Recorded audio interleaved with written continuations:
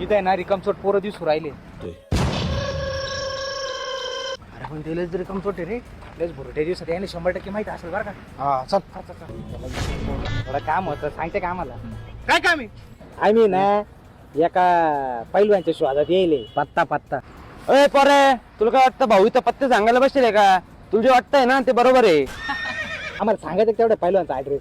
सांगा ना भाऊ, आपल्या एवढ्यात नवीन वाटतं, द्या पत्ता सांगून. सांग का? हो द्या सांगू. ए विचार. आम्ही ना धोत्र्या बोदाड्याचे. बर तू सांग. मी सांगू.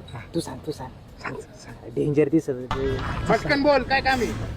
हो कोणतरी पैलवान आहे म्हणे. ते काय भोपळ्या पैलवान म्हणे. चल भोपळे पहिलं तर मीच माझ्या शोधात नाही आले. बघा काहीतरी काम असं त्यांचं. अय काय काम आहे रे?